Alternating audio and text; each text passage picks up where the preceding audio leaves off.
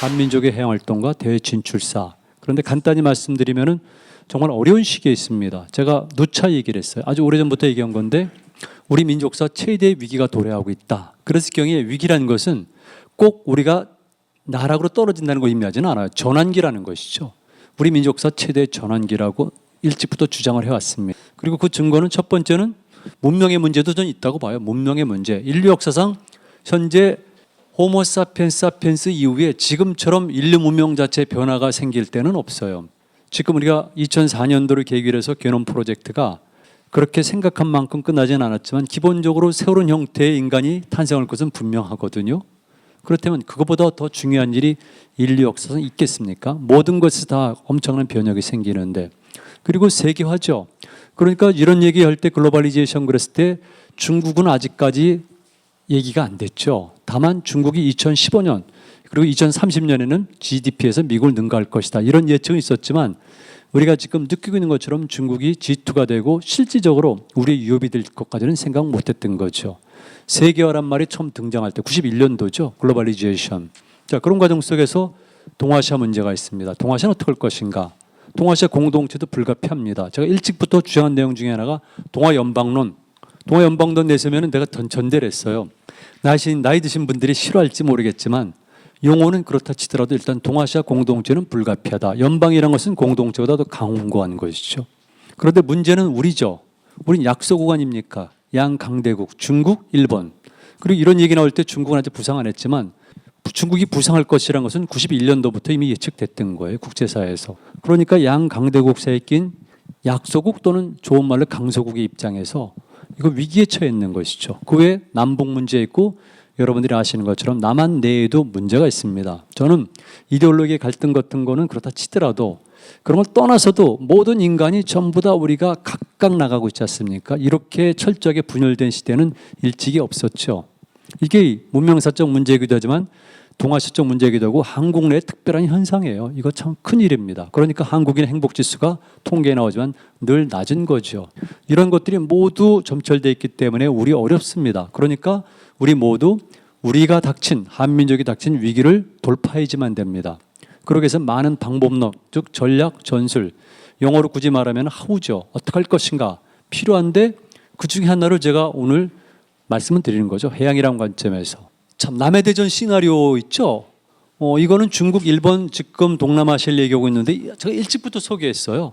이게 중국에서 일찍부터 나온 그 이론입니다. 남해 대전, 제2차 남해 대전이 발생할 것이다. 즉 남해는 남중국해를 얘기하지만 남해, 그러니까 동중국해, 남해, 남중국해 다 포함해서 여기서 중국, 일본, 동남아시아 간에 전쟁이 일어나는데 구체적으로는 중국, 베트남, 일본이죠. 이게 중국에서 오래전에 나온 시나리오인데 제가 최소한도 2005년에 나온 책에도 그걸 소개했어요. 근데 지금은 이제 어느 정도 현실화돼 가고 있는데 아주 어렵죠.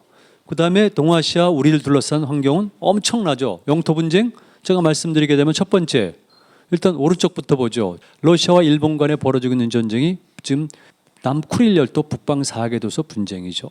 대단한 의미가 있는. 또 한 가지는 아직까지 주목 못하고 제가 2003년도 동북공정 때부터 얘기했지만 그리고 오늘도 학생들에게 또 얘기했지만 앞으로 동아시아 지역에서 정말 영토 분쟁 내지는 국경 갈등이 일어날 적은 어디인가. 저는 늘 얘기를 해요. 그리고 앞으로 두고 봐라. 중국과 러시아 간의 국경 분쟁이라는 게 제 생각이에요. 중국과 러시아 간의 국경 분쟁이 앞으로 10년 후에는 가장 큰 문제가 될 것이다. 왜? 현재 흑룡강 이북의 땅 160만 평방킬로미터는 청나라 땅입니다. 그러니까 강제로 빼앗긴 거나 다름없죠. 특히 연해주의 40만 평방킬로미터는 1860년대 북경적을 통해서 빼앗긴 거거든요. 이건 단순한 땅의 문제가 아니라 중국이 동해로 진출할 수 있는 모든 항로를 봉쇄당했다는 것. 당연히 거기서 영토 분쟁이 일어났었고 조전도 있었고 앞으로는 심각해지는 거죠. 모든 세력이 지금 동아시아로 그리고 지금 두만강하고로 몰려들고 있는 겁니다. 일본, 러시아, 중국, 그다음에 남한, 미국. 여기 중요하죠. 그다음에 독도는 문제니까 넘어가도록 하고 그다음에 이호도도 중국이 일단 작년도 3월 달에 중국의 국가해양국장이 발언했죠. 이호도는 중국 해군의 순찰 범위 내에 있다. 이거는 조금 시간이 지나게 되면은 말 그대로 센카쿠 조우도처럼 문제를 일으킬 수 있다는 것이죠. 그다음에 센카쿠 조우도 문제, 남중국해에서 벌어진 동남아시아와 중국 간의 이런 국경 문제, 전투가 벌어졌었잖아요. 그러니까 이런 것들이 전부 다 있고 그 과정 속에 우리가 있는 겁니다. 어려워요. 제가 오늘 지금 제가 말씀드린 거죠. 이런 것도. 그런데 여기서 보시는 것처럼 결국 해양의 문제가 중요하다는 겁니다. 해양의 문제. 영토 분쟁도 그렇고 영토 분쟁이 일어난다면 반드시 수반되기 마련인 것이 뭐겠습니까? 명분이 필요하잖아요. 명분. 그 명분이 뭐겠습니까? 바로 역사의 해석이에요. 그러니까 자국에게 유리한 식으로 역사 해석을 하기 때문에 역사 전쟁 또는 역사 갈등이 생길 수밖에 없는 거예요. 그래서 해양 영토 분쟁, 역사 갈등이 생길 수밖에 없는 거 작금의 현실입니다. 지금 북한이 막혀 있기 때문에 우리나라는 외국과 교류를 하면서 살 수밖에 없는데 우리나라 수출입 물동량이 있지 않습니까? 우리가 1970년도 이후에 특히 드러났지만 우리나라는 수출입 국가예요. 그리고 모든 것은 전부 다 무역입니다. 그리고 에너지 수입도 바닷길입니다. 그러다 보니까 99.3% 이상은 바닷길을 통해서 움직여지고 있습니다. 그러니까 해양이 생명선이죠. 남한과 북한 간의 결국 성공과 실패는 다른 여러 가지 문제도 있지만 지정학적으로 북한은 대륙에 붙은 섬, 우리는 바다로 열려진 섬. 그러니까 세계랑 연결이 돼 있었고 성공했고 북한은 실패할 수밖에 없는 거죠. 왜냐하면 막힌 데다가 더군다나 중국, 소비에트는 그런 나라가 아니니까 이미 승패는 결정난 겁니다. 단 조건은 좋은데 정치가들이 얼마나 활용하느냐에 딸렸는데 우리는 성공한 거죠. 백길입니다. 지금 모든 것이 다 제가 이런 표현을 썼어요. 바다는 과거에는 모든 사람들이 만류가 공연한 점이었었다. 그런데 17세기 즉 서구 제국주의 이후에 이제는 소수의 사람들이 장악한 영토로 변했다. 그러다가 이제는 바다는 전체가 영토라고 제가 얘기를 했어요. 그 논문과 발표가 있습니다. 이제는 바다가 영토입니다. 물류의 문제, 즉 교통망의 문제뿐만이 아니라 이제는 바다 자체가 영토가 되는 거죠. 왜? 자원이 있기 때문에. 지금 모든 영토 분쟁이 다 자원과 직결되어 있지 않습니까?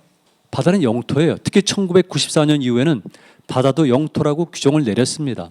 그런 의미에서 볼 때 일본은 세계에서 5번째로 큰 영토 대국입니다. 그러니까 해양과 육지를 포함하면 중국보다 더 큰 나라가 바로 일본입니다. 그러니까 일본이 그렇게 해양 영토를 확장시키기 위해서 조그만 도리노시마부터 해가지고 저 먼 곳에 있는 물속에서 보일락말락한 이오도 같은 데다가 시멘트를 부어가지고 인공섬을 만드는 거죠. 국제법상은 인정이 안 되지만 현실은 현실이니까. 이래서 바다가 중요한 거죠. 바다가 정말 바다가 중요한. 중국이 항공모함을 가지고 있죠.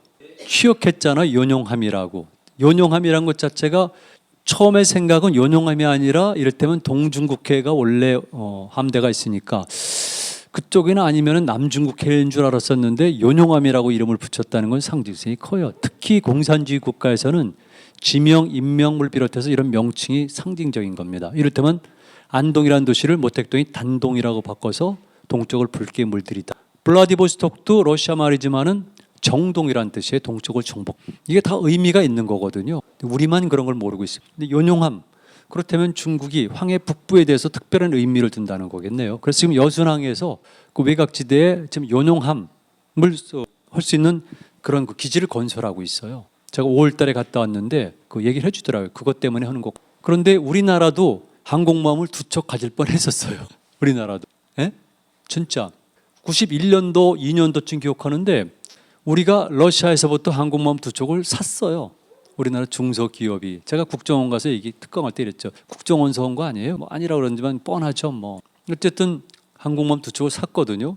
그 당시 때는 그런 시대예요. 그 당시 때. 저 중국 것도 러시아 겁니다. 판 거죠. 중앙정부 모르게 판 거죠. 그래서 그걸 가져오려고 그랬었는데 일본의 주간지가 터뜨렸어요. 러시아가 항공모함 2척을 팔았다. 그것도 일본의 정보부가 분명히 흘렸겠죠. 그래가지고 모스크바에서 알게 되니까 항공모함을 파는 대신에 전자장비는 다 떼어낸 거예요. 그래가지고 2척이 온 거거든요. 그래서 부산으로 입항해야 되는데 못해요. 그래서 거제도로 입항을 하려는데 또 거절당했어요. 환경운동 쪽과 뭐 여러 군데서 반대를 했어요. 그래도 이따 결국은 팔려나갔는데 행방은 모르는데 지금 2척 중에 하나가 그것이 아닌가 추정하지만 모르죠. 그 당시 때 만약 항공모함 2척을 우리가 가졌다면은 수십조 원의 돈을 절약할 수가 있는 건데 그렇다면 학생들에게 얘기하죠. 어차피 우리가 항공모함이 필요하다면은 앞으로 항공모함을 건조하는 데 드는 비용은 다 너희들에게 갈 돈 이렇게 얘기하죠. 그렇다면 그걸 반대하는 사람들에게 책임을 물어야 되지 않을까? 이렇게 얘기하는 겁니다. 현실은 중요하거든요. 지금 이렇게 보고 있습니다. 우리 역사를. 제가 모르면 역사인데 제 지도가 아니기 때문에 대충 맞습니다. 그러나 지금 제가 범아시아란 말을 만들어서 쓰고 있는데 우리 민족의 역사 활동의 무대, 우리 민족의 원류 이런 것은 한반도적 시각을 벗어나서 이렇게 범아시아적 관점에서 봐야 된다는 것이 제 생각입니다. 그래서 우리가 생성되는 데는 7개의 주된 길과 플러스 알파의 많은 길들이 모여서 이 땅으로 왔다. 그 대신 이 땅은 모여들기만 한 거냐? 그렇진 않아요. 원래 여기가 핵입니다. 터가 있고 토배기가 있는 거죠. 그러나 바깥에서 들어온 것들은 7개 정도의 루트를 통해서 사람들이 몰려들었답니다. 왜? 여기는 중요한 곳이니까. 다음 이 루트죠. 이렇게 여기는 중요한 땅이라고 제가 조금 전에 몇 번이나 식사를 같이 하면서도 말씀을 나눴지만 저는 이것이 특별한 땅이라고 생각해요. 학생들에게는 설명합니다. 왜 특별한가에 대해서. 그리고 자연환경이 정말 독특한 곳이죠. 그러니까 지구상에서 가장 완벽에 가까운 이 자연환경은 자연환경도 중요하지만 이곳까지 찾아온 사람들이 중요하다는 겁니다. 왜 찾아왔을까? 첫 번째 목적이죠. 그러니까 이 땅을 찾아온 사람들의 목적, 그건 그들의 세계관, 가치관이죠. 두 번째, 그 사람들은 여길 찾아오기 위해서 한 곳을 출발한 다음에 멈추지 않고 끝까지 온 사람들의 후손. 그게 얼마나 중요해요. 이거는 메이플라워를 따고 대상을 건너서 버지니아에 도착한 사람들. 그 다음에 그들의 일부가 다시 서진을 해가지고 태평양까지 도달한 것. 그것과 이것과 비교할 때 이게 못할 하등의 이유가 없잖아요. 그보다 훨씬 더 오래전의 일인. 그렇잖아요. 그러니까 실질적으로 우리 탐험 정신이 매우 강한 거죠. 다만 오래전에 정착해서 안착이 됐지만 적어도 이 지역에 오기까지는 말 그대로 세계사에 어디서도 보일 수 없는 그런 탐험 정신을 발휘하면서 모든 고난을 무릅쓰고 온 사람들이죠. 끝까지. 제가 탐험 오는 사람이에요. 일부 사람들이 잘 모르는데 좀 이상하다고 생각하지만 원래 제가 정식 탐험 온 사람입니다. 정식으로. 제가 탐험 오는 사람이나 산에 다니는 사람으로 말씀드리는데 저 작년에 대실패했거든요. 실패 많이 합니다. 전 늘 솔직해요. 최선을 다한 적도 한 얘기로 함께 실패 많이 합니다. 그리고 때로는 포기하고 싶은 마음이 막 듭니다. 그게 사람이에요. 여러분 다 마찬가지죠. 그런데 끝까지 온 사람들이 우리예요. 중간에 어떤 변명을 들지 않고 끝까지 온 사람들이 바로 우리입니다. 중간에 포기할 수 있습니다. 우리 애가 아파서부터 시작해가지고 다리가 부러져서부터 시작해가지고 아니면 난 여기가 마음에 들어서부터. 그런데 우리는 어쨌든 간에 끝까지 온 사람들이기 때문에 이건 서베 정상을 오른 사람들이에요. 고래에 도착한 사람들이기 때문에 저는 제가 몸으로 뛰는 사람 입장에서 이건 정말 대단하다고 생각을 해요. 그리고 끝까지 온 것이 어딥니까? 바로 이 땅이고 이 땅에서 우리가 볼 수 있는 것은 동해바다와 함께 떠오르는 해죠. 그러니까 우리가 늘 해가 중요한 거죠. 해를 지향하는 사람들이 그리고 문화적으로도 북방 지역이나 아니면 한족과는 다른 그런 문화를 지향한 거죠. 그 사람들이 어찌 보면 별 볼 일 수밖에 없는 이 땅을 찾아온 겁니다. 그 이유는 찾아야겠죠. 나는 여기도 관계 있다고 보는데요. 제가 보는 문명이 이렇습니다. 동아시아를 제가 발해 문명론은 제가 얘기했어요. 사실. 우리가 흔히 말하는 요하 문명론을 용어를 바꾸자. 왜? 발해가 중요하다. 또 혼다나 여기는 요하는 강이지만 강이 아니라 여기는 해양과 육지가 만나는 접점에 있는 그 문명이다. 그리고 동아시아를 제가 이렇게 본 겁니다. 동아시아는 중화 문명이나 중국 문명만 있지 않다. 중국 문명이라는 말은 맞지가 않습니다. 왜냐하면 중국이란 것은 손문 이후에 만들어진 용어죠. 물론 그전에도 중국이란 말을 쓰지만 우리가 현재 느끼고 있는 중국은 손문 이후죠. 그러니까 사실은 중화란 말을 쓰는지 물론 의미가 있지만 어쨌든 국가가 아닌 질서나 체제 개념으로 봐야 되고요. 그다음에 동아시아 왜 흔히 말하는 중화 문명만 있습니까? 그 통념이 나쁜 거죠. 조선조 성리학자들이 잘못된 것이지 왜 동아시아에는 중화 문명만 있다고 전제를 하죠? 그건 잘못된 것이죠. 그리고 전 그래요. 이를테면 제가 학자니까 학자는 당연히 경제적으로 좀 떨어지겠죠. 아니요. 이러면 이를테면 권력을 장악한 사람만, 돈이 많은 사람만, 아니면 예를 들면 뭐 부정하진 않아요. 교수만. 이건 아니에요. 사람마다 각각 살아가는 방식이 있는 겁니다. 자기 나름대로 존재 가치도 있고 그런데 그것과 마찬가지로 문화, 문명도 마찬가지로 지향성이 다른 거죠. 중국 쪽으로 내려간 사람들이 만들어놓은 문명과 서북 쪽으로 간 사람들이 만들어낸 문명과 우리 쪽으로 온 사람들이 만들어낸 문명은 다른 거예요. 그러니까 모든 면에서 다르죠. 소재 선택도 다르고 좋아하는 색깔도 다르고 다른 겁니다. 더군다나 환경에 따라서 우리는 중국과는 다른 형태를 가질 수밖에 없는 것이죠. 여기에 관해서 구체적인 예는 얼마든지 들어요. 그러니까 제가 말씀드리고 싶은 것은 이런 통념을 깨라는 것이죠. 동아시아에는 우리가 흔히 말하는 중국 지역의 질서만 있는 것이 아니라 북방 쪽도 있다. 어떤 사람들은 뭐 대부분 그래요. 만주를 북방이라고 그래요. 그리고 그 지역에 있던 선비족이나 거란족 그리고 말갈족 계통을 북방민족이라고 그래요. 그들이 왜 북방민족이죠? 난 그것도 이상하다고 생각해요. 반도상 안에 입각하게 되면은 그리고 현재 한민족 중심으로 해석하면 그들은 북방이죠. 그러나 아시아나 동아시아라는 틀 속에서 보면 그들이 북방입니까? 우리의 문화권 속에 있고 같이 언어와 피를 나누고 역사를 같이 한 집단들인데 동방이지. 다만 현재 몽골로 이어지는 지역은 언어적으로 혈연적으로 가깝다 할지라도 생활이 다르기 때문에 생태계가 다르기 때문에 북방 유목해도 맞아요. 그러나 만주는 아니에요. 그래서 지금 북방 유목 문명이란 말은 세계에 많은 사람들이 쓰고 있습니다. 그러면은 북방 유목 문명이란 말도 있는데 동방 문명이란 말이 없다는 게 말이 되나요? 이를테면은 중화 문명처럼 세계 4대 문명처럼 그런 걸 기준으로 해서 설정한 문명권이라면은 북방 유목 문명이란 말 생길 수 없어요. 그러나 인정을 합니다. 그렇다면은 이 두 문명의 성질을 동시에 가지고 있는 동방 쪽은 당연히 문명지대 아닌가요? 제가 그냥 살짝 넘어가지만 그래서 남을 설득시키는데 한마디 딱 씁니다. 제가 한 번에 날려버립니다. 뭐냐? 2000년대 들어오면서 터진 사건이 9.11 테러 아닙니까? 9.11 테러 때문에 갑자기 스타가 된 학자가 있는데 그 사람이 셔먼 헌팅턴이에요. 그 사람이 쓴 책이 문명의 충돌입니다. 그래서 문명 간의 이데올로기의 대립이 끝나니까 문명의 충돌로서 다시 질서가 균일될 것이다. 그리고 세계는 6개 내지 7개의 문명권으로 나눠져 있다고 주장을 했어요. 그러니까 헌팅턴의 이론에 따르면 적어도 6개 내지 7개 지역에서는 뭔가 복잡한 일이 발생한다는 것을 전제로 하는데 근데 9.11 테러 때문에 맞은 것이 돼버린 건데 우리에게 직접 연관된 것은 그 사람이 동아시아를 2개 문명권으로 나눴어요. 중국 문명, 일본 문명. 그건 우리 입장에서 말이 안 되잖아요. 서구인의 입장에서는 일본 문명을 얘기할 수 있는 거예요. 특히 17세기 이후에는 더더욱. 그리고 여러분 잘 아시겠지만 19세기 들어오면서부터 인상파부터 해서 다 일본 문명 영향, 일본 문화 영향 받습니다. 그러나 동아시아를 놓고 볼 때 일본 문명을 하나로 떼어놓을 수는 없잖아요. 크게 보면은 중국 문명이라 보고 나누면은 중국 문명과 우리와 일본을 섞으면 모르겠지만 특히 일본과 우리 결교는 우리가 주체잖아요. 우리가 특히 7세기 전까지는 구분이 별로 안 갈 정도로. 그런데 우리 동아시아권 밖에 서구인의 시각으로 볼 때 중국 문명과 일본 문명은 다르다는 것이죠. 중국 문명과 일본을 포함한 우리 동방 문명은 다르다는 것은 그들이 얘기하는 겁니다. 이거 제 얘기가 아니에요. 그러니까 제 이론이 맞는 거죠. 동방 문명이란 말이. 그리고 증거는 부족해요. 당연하죠. 왜냐하면 이런 이론이 나오게 되면 증거를 찾으려면 얼마나 많은 시간이 걸리겠습니까? 이게 적어도 김부시기 이후 아니면 조선조 이후에 뿌리 박힌 이런 통념을 깨는 건데 이건 그러니까 추후에 두고두고 학자들이 연구하면서 동방 문명의 실체와 증거를 찾아내면 돼요. 처음부터 맞는 게 어디가 있어요? 그런 사람 있으면 단 한 명이라도 한번 거론해 보세요. 한국의 학자들이 신주 모시토는 일본 학자가 있어요. 에가미나미오라고.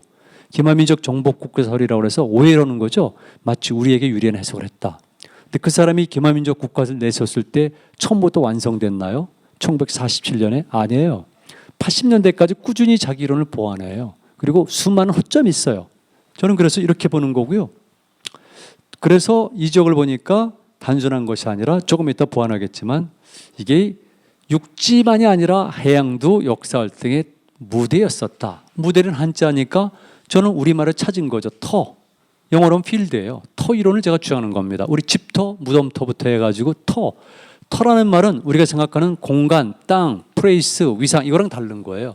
그러나 우리는 뭔지는 알아요. 그렇죠. 다 알죠. 터 그러면은 그거는 풀어내면 되는 거예요. 일단 저는 터 이론을 주장하는 거예요. 그래서 동방 문명을 요동, 요소 쭉쭉쭉 보는 겁니다. 그래서 이것이 바로 제가 보는 동아시아 중에서도 핵심 지역이에요. 여기가. 이 지도는 조금 이따 또 다른 지도로 나오는데 이게 핵심 지역입니다. 이 지역을 제가 무엇이라고 명명했냐면 지중해라고 명명한 거죠. 동아시아 지중해. 이게 93년도 제가 박사학위 논문부터 주장한 겁니다. 20년 된 거래요. 지금은 일본, 그 다음에 중국, 그 다음에 유럽도 써요. 보편화되진 않았어요. 그러나 점차 쓰여지고 있는 거죠. 저랑 관련되거나 아니면 무관하게라도. 동아시아 지중해로 보는 겁니다. 동아시아 지중해로 보니까 얼마나 해양이 중요하겠습니까? 여러분들이 지금 우리가 살고 있는 터를 한반도라고 부르잖아요. 이것도 지금 많이 유포된 거거든요. 그런데 한반도란 용어는 우리가 만든 용어는 아니에요. 일본인들이 조선반도란 용어를 만들었거든요. 그걸 우리가 한반도로 바꿨을 뿐인데 조선반도라고 한 것은 지리학적으로 압록강과 두만강을 경계해서 여기는 반도일 수밖에 없다는 자연적인 설명을 붙인 거지만 그것도 틀릴 뿐만 아니라 그들이 의도한 것은 바로 반도사관입니다. 우리 역사를 반도 역사를 해석하는 반도사관. 그러니까 우리는 반도이기 때문에 반도가 가질 수밖에 없는 숙명이 있다는 반도적 숙명론. 대륙에 붙은 주변 부족 존재이다. 늘 4대성을 띨 수밖에 없다. 역사는 타율적이다. 이게 반도적 숙명론이에요. 그러니까 북쪽은 한사군에서 식민지, 남쪽은 임날본부에서 일본에서 지배받았고 지금 일본의 지배를 받는 건 당연하고, 그리고 여기에 살았던 사람들은 식민지의 백성들이니까 나쁜 성격이 있다는 것이 반도적 근성론. 이게 결국은 한반도라는 용어, 그러니까 불순한 의도를 가지고 시작됐다. 이걸 아셔야 되고, 그래서 우리 학자들이나 지식인들도 부지불식간에 늘 반도적 사고라는 거. 그러면 지금 고구려나 발해가 반도에 있었습니까? 반도에 조금 있었고 대륙에 있었.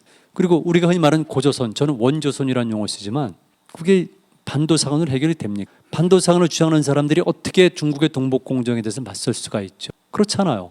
그러면은 한반도와 한반도를 대체할 수 있는 용어를 만들어야 되는데 그것 하나 못 만들겠는 게 한국 근대 역사. 용어는 끊임없이 만드는 겁니다. 개념도. 안 하는 게 직무유기. 그럼 만들어도 사용을 안 하는 거죠. 당연히 새로운 용어를 만들어야 됩니다. 현재 우리는 한반도에 있지만 적어도 역사 용어로서 1000년을 지난 나머지 시간은 한반도 역사가 아니에요. 근데 용어가 중요해요. 용어가 개념의 인식이 실천을 낳았기 때문에 늘 용어 쟁탈전 아니에요. 다른 나라들은 용어 쟁탈전 하고 그것 때문에 목숨을 거는데 우리나라 지식인들은 왜 안 하죠? 난 그게 이상하죠. 정말. 한반도라는 용어는 잘못된 거예요. 그냥 재미삼아 말씀드리면은 제가 95년도에 이 지역에서 말을 사가지고 말 타고 내려온 적이 있어요. 그때 왜 그러냐면은 제가 고구려로 박사학위를 받았는데 만주를 잘 모르잖아요. 제가 실크로도 2번 가봤어요. 이번에 간 거는 점이 아니라 선으로 주파했다는 거거든요. 고구려 지역을 가도 또 다른 거예요. 그러니까 저는 박사학위를 고구려 받았는데 정말 고구려의 자연도 모를 뿐만 아니라 그 자연 속에서 고구려인들이 어떻게 생활했고 어떤 생각을 가졌는지는 모르는 거예요. 그래서 제가 94년도에 놀란 게 있어가지고 95년도에 말을 이적해서 말을 사서 말 타고 내려왔어요. 이거 사실은 다큐도 만들어졌고 조선일보에 연재가 쭉 됐던 건데 꽤 오래전에 벌써 세월이 오래된 거죠. 제가 처음에 만주 갔을 때 압록강을 보면서 한 말이 있어요. 아, 압록강은 국경의 강이 아니로구나. 그때 제가 한 말, 압록강은 한강이로구나 그랬어요. 압록강은 한강이니까 압록강 이남은 강남이에요. 그럼 여러분 아시잖아요. 강남. 땅값 비싼데. 그리고 아시겠지만 첫 수도에서 국내성으로 옮긴 것은 2대 유리왕 때잖아요. 국가가 안정되기 직전이잖아요. 그런데 지금 현재 국내성적으로 이주했다면은 이미 주몽이 나라를 세울 때부터 국내성적은 고구려 수도권이라는 얘기 아니에요? 더군다나 유리왕 때는 거기가 완전히 수도일 뿐만 아니라 강남 지방도 수도일 뿐만 아니라 강남 저 밑에 오늘의 만포 강계 미인 아시죠? 강계 여기도 수도권이죠 뭐. 왜? 수도는 원래 그런 거예요. 센트럴 시티라고 그래가지고 교육과 방어 이게 딱 두 마디로 압축돼요. 수도는 교육과 방어, 특히 방어. 그 센트럴 시티예요. 그러니까 고구려는 처음부터 강국이었었고 처음부터 남쪽까지가 영토였다는 거죠. 이건 너무나 간단해요. 당연히 그 전에 조선이라는 나라가 있었기 때문에. 그래서 두 번째 제가 말 타고 내려온 다음에 압록강가에 섰어요. 그래서 말 타고 딱 섰죠. 그건 다 알아요. 집안 사람, 옛날 사람들은. 그때 제가 한마디 했죠. 아, 내가 작년에 실수했노라. 작년에는 압록강을 한강이라고 그랬었는데 실수한 거예요. 압록강은 청계천이더라. 정말 청계천에 불과한 것을 우리는 국경의 강으로 인식하면서 압록강 건널 수 없는 강. 그러니까 우리는 반도민족. 심지어는 이성계가 위화돼서 해군한 것만 강조했죠. 이성계 그 전에 압록강 건넜습니다. 여러분 잘 아시는 집안 그리고 환인. 저는 추수도로 여기질 않습니다. 학자로서 얘기하지만. 그러나 현재 고구려 추수도로 여겨지는 환인의 오녀산성을 점령한 사람이 이성계입니다. 제가 96년도에 조선에 연재할 때 그걸 썼더니 당장 반론이 들어와요. 그래서 제가 고려사를 바라고 그랬죠. 팩트입니다. 제가 말하는 건 다 팩트입니다. 통념이 아니라. 그러니까 국경 아니에요. 두만강은 뭐 청계천도 아니죠. 그러니까 사실은 우리가 말하는 강계, 의주, 강계, 그다음에 만포를 거쳐 이 지역은 그 북쪽 지역과 하나의 그냥 마을일 뿐이에요. 그러니까 압록강과 두만강은 국경의 강이 아니라 우리는 반도도 아니고 그냥 동네 같은 동네. 그 위는 좀 그래서 제가 그런데 저는 그래서 동아시아를 지중해로 보는 겁니다. 자, 이렇게 보니까 우리는 대륙에 붙은 주변무적 존재가 아니라 뭡니까? 한 가운데 있는 거죠. 너무나 간단해요. 동아시아의 모든 지역이 있습니다. 지금 우리 지역 있죠. 일본 열도 지역 있죠. 중국 지역 있죠. 여기 있죠. 여기 있죠. 이들 모든 지역이 교류할 수 있는 공간이 뭡니까? 육지입니까? 보세요. 육지입니까? 아니면 바다입니까? 바다잖아요. 바다. 고구려도 마찬가지예요. 고구려가 전성기 때도 마찬가지겠지만 이들과 교류할 때는 육로입니다. 그러나 적어도 이들 지역 56국대 동진 때 그다음에 북위 시대 때 송제 양진 때 이때 교류한 거는 100% 백길이에요. 백제 100% 백길이에요. 신라 가야 100% 백길이에요. 일본과 주변 지역 100% 백길이에요. 그럼 동아시아에서 모든 것을 연결하는 건 바다지 육지입니까? 제가 또 역사학자로 말씀드릴게요. 고구려는 기마민족 아닙니다. 저 고구려를 박사학위 받았고 고구려에 대해서는 누구보다도 애정을 가진 사람인데 고구려는 기마민족 국가가 아니라 기마군단을 활용해서 국가정책에 성공한 나라죠. 그리고 특히 이 지역, 송화강이죠. 이 지역은 숲의 문화입니다. 숲과 강의 문화예요. 여긴 기마군단이 활동할 수가 없는 데입니다. 사냥꾼의 문화고 이게 고구려의 특이한 점이고 우리 민족 문화의 특성인데 그리고 해양이 발달했고 다만 초원으로 갑니다. 장춘 이북부터 해가지고 서북 쪽으로 가면 초원이 연결되기 때문에 여기는 기마군단이 활동하죠. 그래서 부여마, 신마, 명마 이런 말들이 나오고 나중에 동천왕도 그렇지만 특히 장수왕이 800필의 말을 보낸 것은 이 지역에서 나는 말을 사가지고 중개무역한 거죠. 바다를 건너서. 그러니까 동아시아 지역에서 우리는 주중에 한 가운데 있기 때문에 육지도 중요하지만 바다도 중요했다는 것이죠. 그렇다고 해서 바다만 중요한가? 저는 그렇지 않아요. 역사학에서 해양사관이란 말은 제가 전국 역사학대에서 처음 제기한 겁니다. 제가 해양사를 처음 시작했으니까. 그러나 제가 즉시 교정을 했죠.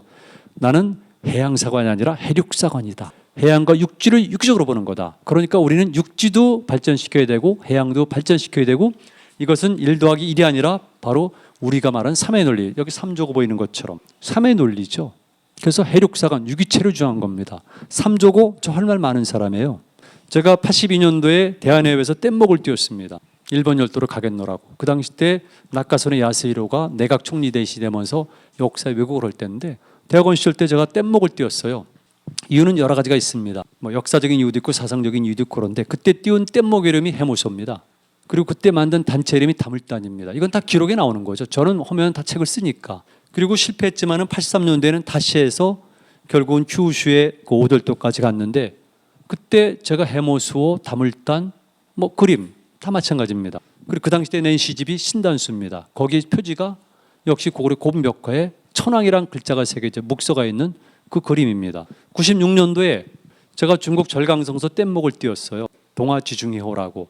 오다가 태풍을 만나가지고 아예 방을 바꿔가지고 여기까지 갔죠. 여기가 바로 적산 법화원이 있는 석도 앞 모야도입니다. 모야도 9km까지 가서 제가 신고했죠.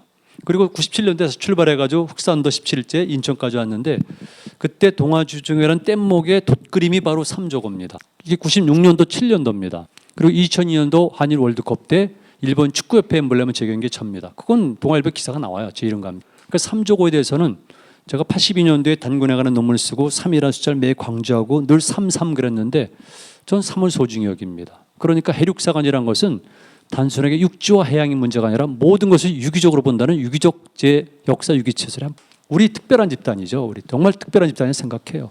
넘어가죠. 바다가 이렇게 중요합니다. 그런데 이 보세요. 한국 사람들이 특히 한국의 지식인들이 가지고 있는 못된 습관이 있습니다. 제가 이렇게 얘기하죠. 여러분들은 그렇게 사세요. 그래요. 여러분들은 그렇게 사세요. 저는 그렇게 살기 싫습니다. 왜냐하면 저는 살 날이 많지 않습니다. 인간의 수명이란 것이 지금 한때는 뭐 200살까지 희망적으로 얘기했지만 그렇진 않잖아. 그러니까 짧은 기간 동안에 자율적으로 주체가 돼서 살아야 되는데 제가 지식인들이 저는 아까 말한 대로 거지같이 사는 것이. 근데 우리는 습관적으로 늘 문화를 받아들였다고 생각해. 우리는 습관적으로 남에게 공경만 받았다고 생각해. 그래서 옛날에 이상욱 선생님 말씀하셨지만 우리는 처녀에 달한 침략을 받고도 한 번도 남을 공격해 본 적이 없는 평화를 사랑하는 민족. 그렇잖아요. 그게 사실이라고 믿으세요? 그리고 100번 사실이 할지라도 꼭 그렇게 믿으셔야 돼요? 아니면은 여러분들의 자녀는 그렇게 가르쳐야 됩니까? 남에게 얻어맞기만 하고라도 끝까지 너는 그렇게 해서 어떻게 살아가죠? 맞지도 않아요. 우리 민족은 그러면은 바깥으로 진출 안 했습니까? 아니 역동성을 발휘하면서 탐험 정신을 발휘하면서 이 머나먼까지 온 사람들이 가지고 있는 이 내부에는 얼마나 기가 막힌 탐험 정신이 있겠습니까? 얼마나 기가 막힌 역동성이 있겠습니까? 안 그래요? 그렇다면 그들은 당연히 그 진출을 하겠죠. 너무나 당연한 거예요. 그리고 우리 민족이 왜 정적인 민족이라고 자꾸 저 정적이지 않아요. 전 솔직히 얘기해요. 저 정적이지 않습니다. 전 동적인 사람이에요. 그럼 저는 우리 민족 이론이 아닌가요? 자꾸 정적으로라고 그다음에 한이 많다 그리고 조선 백자나 고려 청자를 보게 되면 그 선에서 애상의 미, 비의 미, 한을 느낀다고 애감이 아니 너 야나기 문혜요시가 주장한 이론을 자꾸 대내요. 제가 그저께가 토요일인가요? 네, 토요일 날 발표한 것이 고구려 미학이거든요. 그 전전날은 해양학회에서 해륙 문명론을 발표해. 그럼 내일 모레 글피는 제가 무교에서 보는 생명사관을 시리즈로 계속 발표가 많은데, 저는 기본적으로 한국의 지식인들이 가진 나쁜 습성을 얘기하고 싶은 거 보라는 거죠. 야나기 문헤요시보다 제가 똑똑합니다. 그건 확실해요. 야나기 문헤요시보다 똑똑하다는 증거. 제가 제 개인의 문제가 아니거든요. 간단히 말씀드릴게요. 야나기 문헤요시라는 20대 후반부터 30대 문학 청년이 참 착한 사람이에요. 그래서 식민지 조선 백성들을 굉장히 안타깝게 생각해서 조선의 미를 발견하는데, 그는 조선의 환경부터 역사부터고 조선 백자의 선과 고려 청자와 기와의 선을 바로 애상의 미, 비의 미, 쓸쓸함 이런 걸로 다 규정을 줬어요. 제가 학생들에게 이겁니다. 얘들아, 내가 야나기 문헤요시보다 못하니 객관적 지표를 보자. 첫째, 나이가 많다. 그렇잖아요. 그리고 당시 일본인이 본 우리나라 문화재와 역사학자인 내가, 특히 내가 본 문화재의 양을 비교하면 어느 것이 많을까 생각하죠. 생각해봐라. 또 하나는 야나기 문헤요시가 보고 만지고 눈으로 본 건 전부 다 모조리 우리 할아버지 할머니가 만든 거. 그렇잖아요. 그럼 내가 본능적으로 이해하지 그 사람이 잘합니다. 그럼 개인의 능력은 모르겠지만 적어도 이런 드러난 지표를 보면은 제가 더 정확해요. 근데 전 정반대로 해석해요. 조선의 백자에서 엄청난 완성미를 느낍니다. 완벽한 거죠. 거기서 빛을 느껴요. 백이민족 그런데 저는 단호히 얘기합니다. 그건 화이트가 아니라 블라이트예요. 원래 우리가 백자를 좋아합니다. 그것은 빛이에요. 백두산의 백이라는 것이 만년설 때문에 그렇습니까? 빛 때문에 그렇지. 그러니까 백두산, 태백산, 태왕산, 불황산, 개마산, 도태산 등등 명칭이 있는 거죠. 다 그런 의미를 지니고 있는. 그러니까 기본적으로 마찬가지인데 왜 우리는 늘 남에게 공격받았다고만 생각합니까? 바깥으로 나갔다고도 생각해야죠. 당연히 나가는 겁니다. 그러다 보니까 이런 루트를 그리는데 중국 쪽 들었지만 일본 열도 꾸준히 건너간 겁니다. 어디에서? 바다에서. 바다에는 길이, 바다에는. 그래서 A 항구에서 출발하게 되면은 도착할 수밖에 없는 도착지가 있습니다. 이유가 있어요. 시간 된 말씀드릴게요. 그러니까 고구려, 백제, 신라, 가야가 각각 다른 거죠. 보세요. 백제인들이 출발하게 되면 여기로 출발한다고 봐야겠죠. 물론 건초광 때 내려왔다는 소리 있지만 그래도 출발지는 여기라고 보면은 여기 도착하는 거예요. 제가 83년도에 뗏목이 여기 도착했어요. 2003년도에 뗏목이 마지막에 제주도에서 출발했거든요. 목표는 가라츠입니다. 가야. 규슈 북서부 지역에는 가라츠, 가야 항구를 목적으로 했는데 뗏목이 7일을 잡았는데 13일째 오도열도 남쪽의 나루시마에 도착했어요. 당연히 그런 거죠. 물길이 그러니까. 제가 거슬러 보려고 했지만 시간만 허비하고 뺑뺑 돌다가 결국은 오대열도에 도착한 거죠. 오대열도는 어렵게 생각하지 마세요. 오대열도를 탁 넘어서게 되면 있는 큰 바다가 있어요. 그 바다가 유명해입니다. 유명해 안쪽에 있는 것이 바로 오무라 수용소. 아세요? 오무라 수용소? 나이 드신 분들 아시죠? 오무라 수용소. 우리가 못 살 때 밀항하다 다 잡히면 수용되는 데가 오무라 수용소 아니에요? 맞죠? 예, 바로 그거예요. 그러니까 거긴 당연히 백제인들, 제주도인들이 도착하는 거고 4.3 때 제주도인들 가는 거 다 이 길이에요. 그래서 오무라 수용소 안쪽에는 바로 백제 귀족들이 많이 있는 거예요. 가야인들 당연히 큐슈 북부 지역이죠. 신라인들은 여기 출발하게 되면 포항, 그다음에 간포, 울산 여기 출발하게 되면 여기 도착해요. 여기가 이즈모, 그러니까 신라계죠. 그리고 앞에 있는 섬이 오키제도, 오키제도는 도고섬, 도고섬에서 주장하는 섬이 바로 독도는 자기 땅이다. 거기 소속돼 있으니까. 그러니까 이즈모에 간 사람들은 신라계 사람들이고 그들이 독도 영유권을 주장하는, 이게 바다의 아이러니죠. 그런 삶이란 건, 제가 82년도에 뗏목이 실패해가지고 33시간 만에 뗏목을 끌고 오다가 유조선이 잘라버렸어요. 혼자 떠내려가지고 도착한 것이 바로 여기입니다. 시모노세키 위에 하기라는 곳. 그러니까 현재 부산 앞바다에서 뗏목이 떠내려가면 하기에 도착한, 하기는 임진왜란 모리 휘원이에요. 그리고 일본 근대사의 모든 영웅들이 탄생한 곳이 바로 거기고 아베의 고향도 거기입니다.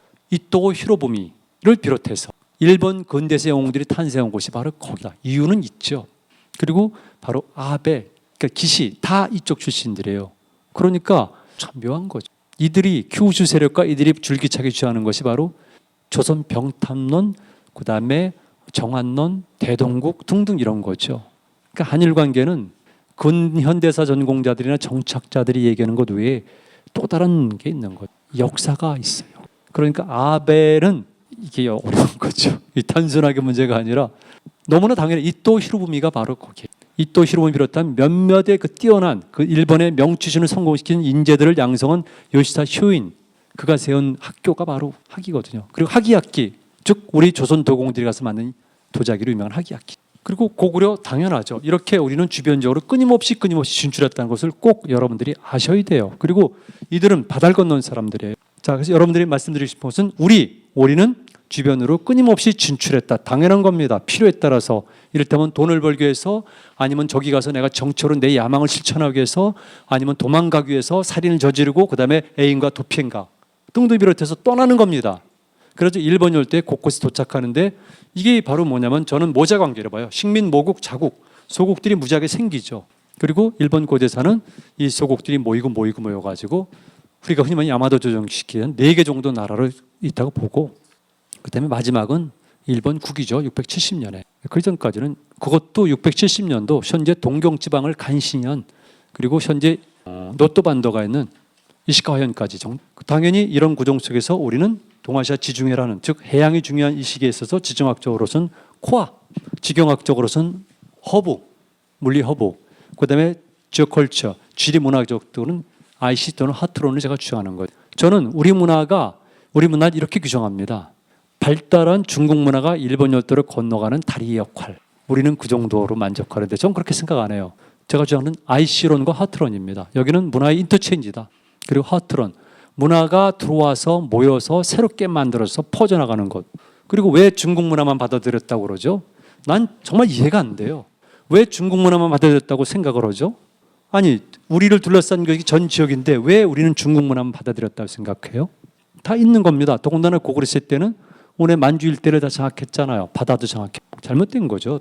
자, 그래서 허트론을 주장하는 거죠. 다음, 제가 보는 해륙상을 정리하면 이렇습니다. 일단 해양과 대륙과 반도를 하나로 보자. 유기적으로. 좀 이따 또 재밌는 게 나옵니다. 그러니까 당연히 역사는 통일적으로 이해한다. 고구려나 백제나 신라나 가야나 왜나 저는 같다고 보는 겁니다. 하나의 질서 속에서는. 고구려도 이를테면은 저 연해지 동쪽이나 아니면 요동전선이나 아니면 평양 지역이나 같은 거죠. 하나의 정치 체제에 있기 때문에 지역은 다를지언정 하나의 유기체를 보는 겁니다. 전라도 사람이랑 지금 강원도 사람이랑 다릅니까? 아니면 경상도 사람이랑 지금 평안도 사람이랑 다릅니까? 아니잖아요. 이렇게 조금도 이상한 게 아닙니다. 우리만 이상하다고 생각하는 우리가 흔히 말하는 중국 질서는 안 그런가요? 아니면 몽골을 비롯한 그 지역에서 명멸했던 유목 국가들은 안 그런가요? 중앙아시아는, 서아시아는, 유럽은. 근데 우리만 그렇게 안 보는 거예요. 그들은 다 질서나 체제라는 관점에서 봅니다. 직접 지배하지 않아요. 고대사에 누가 직접 지배합니까? 더군다나 자연환경에 따라서 다른 건. 그러니까 당연히 유기체로 보는 거고. 자, 세 번째, 원조선입니다. 저는 고조선이라는 용어 대신에 원조선이란 말을 쓰는데요. 고조선이란 말 자체를 별로 안 좋아합니다. 왜냐하면 이론이 있었지만은 그 위에는 불순한 의도로 사용됐기 때문에 싫어요. 그리고 조선은 원래 첫 출발한 조선 아니겠어요? 그러니까 조선이에요, 거기는. 그리고 조선이라는 나라를 끊임없이 계승했듯이 고구려라는 나라를 끊임없이 고려로 계승했듯이 이건 계승성의 문제. 그러니까 조선이라는 국가가 맞습니다. 그리고 굳이 구분하자면은 이성계가 쓴 우리가 아는 조선 외에 첫 출발한 거니까 원조선이고 여기서부터 출발했잖아요, 우리가. 그러니까 원조선이에요. 원조선이니까 그 위에 생겨진 모든 국가나 정치 체제들은 조선을 계승한다는 명분을 갖고 있을 뿐만 아니라 내세우지 않으면 안 되는 거죠. 이게 원조선 계승. 조선이라는 나라는 실제 했습니다. 다른 학자들이 아무리 얘기한다 할지라도 조선이라는 명칭 아니면 단군이라는 존재는 모르겠지만 적어도 그 지역에 강력한 정치체가 있다는 것은 분명하고, 더군다나 최근에 중국의 고고학적 발굴을 통해서 이건 입증이 되고 있고 앞으로 더 확대됩니다. 조선이라는 나라는 있었죠. 조선이 멸망했습니다. 조선이란 정치체제가 멸망했다고 모든 것이 사라지진 않잖아요. 토가 남아있잖아요. 토 속에는 뭐가 있습니까? 생태계 남아있죠. 모든 자원이 그대로 남아있는 거죠. 그 다음에 사람이 거주하죠. 사람이 거주하면 그 사람이 단순한 사람입니까? 그 사람이 가지고 있는 테크놀로지, 그 사람이 가지고 있는 조직 능력, 그 사람들이 가지고 있는 자의식과 역사적 경험, 더군다나 우리는 한과의 싸움에서 패배했다는 그 상처, 트라우마, 이게 다 그대로 있잖아요. 그렇다면 그 지역에서는 곳곳에서 부흥운동이 일어나는 것은 너무나 자명해요. 이것이 흔히 말하는 소국입니다. 고구려 내부에서의 수많은 나라들, 백제의 수많은 나라들, 이런 나라들, 이 소국들은 나이 드신 분들이 배운 것처럼 부족 국가도 아니고, 그 다음에 우리 또래부터 배우기 시작한 성업 국가도 아니고, 저는 조선 멸망 이후에 생겨진 그런 저 소국으로 보는 거죠. 이거 큰 차이 있습니다. 역사 문화 발전 단계, 이런 기본서를 내세운 분이 누구냐면 저는 단제라고 봐요. 단제 신채호가 그 틀을 제시했다고 보고 있고, 북한서 수용을 한 거죠. 그 북한서는 소국들의 병합을 운공을 통합전쟁이라고 보고 있고, 저는 제 이론을 만든 거예요. 그래서 통일전쟁이라고 보는 거고, 원조선이라는 용어를 썼고 조선 계승성과 정통성 썼고 등등 하는 것뿐이죠. 이렇게 보면 역사가 달라지는 거죠. 이거는 더 고고학적인 유물을 통해서 더 밝혀지게 됩니다. 이미 거기는 발전된 정치제가 있었습니다. 그리고 우리가 알고 있는 고구려 이런 숱한 나라들은 고구려에도 얼마나 많습니까? 그래서 하나 예를 들게 되면은 고구려가 처음에 추모가 내려온 다음에 정복한 나라가 비류국 아니겠어요? 그렇죠. 비류국을 점령한 다음에 그곳에 세운 곳이 다물도잖아요. 물도. 그래서 삼국사기에 보면은 다물은 이렇게 있죠. 려어 고구려 말로 위 일컫는다. 못을 복구토 옛 땅을 회복하는 거. 이걸 다물이라고 한다. 이때 다물이 그거. 그러니까 옛 땅을 회복한다는 것은 조선적 영토를 저는 회복한다고 봐요. 그리고 영토가 아니라 질서와 체제로 보는 거예요. 다물이 그래서 중요한 물이. 단순하게 그런 것이 아니라 조선적 질서를 재현하는 것. 즉 패배했던 우리, 그다음에 일시적으로 많은 것을 빼앗겼던 우리, 이걸 제대로 회복하는 것이 다물이고, 이거는 끊임없이 온갖 모든 유기체가 가질 수밖에 없는 숙명이에요. 특히 우리처럼 이런 공질성이 강한 집단에게는 이게 중요한 거죠. 이건 고조선의 고인돌인데요. 개연에 있는 거예요. 근데 그냥 다른 말씀 안 드리겠는데, 여기서 저는 테크놀로지를 보라는 말씀이에요. 테크놀로지. 이거 기술력이에요. 그러니까 이거는 화강암이에요. 화강암을 여러분들이 보시면 이렇게 다듬어서 짜서, 이게 엄청난 노동력과 기술력이에요. 그냥 합니까? 그걸 제가 중국은 벽돌 조각, 일본은 나무죠. 그리고 잘 아시겠지만 여러분들이 쭉 알고 있는 중앙아시아, 서아시아 가면 이건 또 다르잖아요. 거기는 거대한 건축물들이 있죠. 문화가 그걸 지향하는 겁니다. 그거 인정해요. 그러나 재질로 볼 때 그들은 사암, 석회암, 대리석 다른 거죠. 우리는 화강암입니다. 그리고 우리는 지향성 자체가 중국이라든가 아니면 그 지역처럼 그렇게 가시적이고 선상적이고 거대한 걸 추구하지 않아요. 그걸 추구하려면 우리가 왜 동쪽으로 옵니까? 서쪽으로나 서남쪽으로 내려가지. 이쪽으로 온 사람들이 다른 거죠. 그러니까 우리의 문화, 건축부터 해가지고 옷부터 시작해가지고 이게 다른 이유가 있는 건데, 그게 논리, 로직을 찾아내고 의미를 부여하게 되면 바람직한 거죠. 인류가 지향하는 새로운 문명의 모델이 될 수 있죠. 우리 너무 물질만 추구하지 않았어. 우리는 좀 이거 보세요. 이게 만주입니다. 통념을 깨세요. 제가 박사학위 논문을 쓸 때 심사 때 이런 얘기 났어요. 아니 만주에 무슨 강이 있어서 수군이, 이거 다 강입니다. 여러분 보시는 거. 만주에는 배가 다닐 수 있는 강이 60여 개예요. 이때 배는 쪽 빼려고 하는 거 아니에요. 여기는 삼림지대고 강이 발달했기 때문에 다른 겁니다. 여기는 사냥꾼의 문화예요. 그리고 채취의 문화. 당연히 여기는 사람들이 거주하는 것이 아니라 곳곳에 점처럼 박혀 있는 거고요. 직접 지배하는 것이 아니라 간접 지배하거나 그냥 영향권에 들어가는 것뿐이에요. 이게 고구려의 체제인 거죠. 그건 백제나 신라랑 다른 거고, 중국이나 몽골 지역이나 다른 건데, 이거 차이점 모르는 거죠. 숲의 문화예요. 강. 통념을 깨겠습니다. 또 하나 제가. 무슨 산이죠? 백두산이죠. 백두산에는 연못이 하나 있잖아. 천지. 그 일본 저기 중국말입니다. 우리 원래 천지라고 안 그랬어요. 용왕담 또는 달문이죠. 달이란 건 뭡니까? 아사달, 금미달부터 해가지고 달구벌부터 해가지고 타르게오노, 알타이어 산이란 뜻이에요. 언덕이라. 자, 그렇게 해서 출발합니다. 압록강, 두만강은 천지물이 아닙니다. 송화강입니다. 갑니다. 북류 송화강. 논강이 내려서 만나가지고 갑니다. 동쪽으로. 이게 동류송화강 제1송화강이에요. 중간에서 하얼빈 거칩니다. 하얼빈이란 말 자체가 항구도시란 뜻이에요. 갑니다. 가다가 쭉 가다가 여기서 강을 만납니다. 또 북상한 강. 이 강 무슨 강인지 아세요? 이게 바로 모란강입니다. 목단강. 여기가 바로 상경 용천부입니다. 발의 상경성입니다. 경박호죠. 까만 점이. 거기서 온 물이 흔히 말하는 모란강입니다. 모란강을 무단장이라고 억지로 가르치려는 사람도 전 이상하다고 생각해요. 제 입장에서는. 굳이 중국말 발음해야 되나요? 무단장? 만주는 다릅니다. 만주는 우리식으로 발음해도 돼요. 그리고 목단강인데, 목단강이 아니라 원래 정확한 명칭은 모란강이죠. 강을 만납니다. 만나가지고 쭉 가다가 여기서 또 강을 만나요. 이 강이 뭡니까? 여기서는 흑룡강이죠. 바로 그렇습니다. 흑룡강.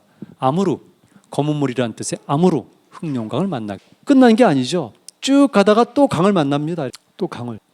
그 강이 무슨 강이냐면 바로 이 강, 흥겨우거든요. 이게 바로 우스리스크예요. 발해의 솔빈, 지금 우스리스크 시내가 있는 곳. 옛날 독립군들이 활동하던 우스리스크. 이 우스리강을 만나는 것이 바로 유명한 하바로보스. 이 주변 지역이 옛날에 장덕진 씨가 추진했던 상강평원. 그래서 쭉 북상하다 보면 이 지도 아니고 좀 이따 보여드리겠지만 그 지도를 보게 되면 이 물이 어디로 가냐면 타타르의 옆 제일 북쪽 오츠크의 사이로 빠져나가요. 그러니까 제 이론에 따르게 되면은 백두산록에 있는 사람과 오츠크의 그쪽에 있는 사람과는 동일한 물류망 속에 있는 거. 왜? 오대산 우통수와 김포 사람이 만나는 거죠. 직접 만나지는 않지만 그들은 공동 생존 구조거든요. 실크로드 마찬가지예요. 콘스탄티노플부터 시작해가지고 지금 서안 그리고 경주 나라까지는 서로 만나지 않습니다. 어떻게 만나요? 그러나 하나의 문화권이고 하나의 물류망이거든요.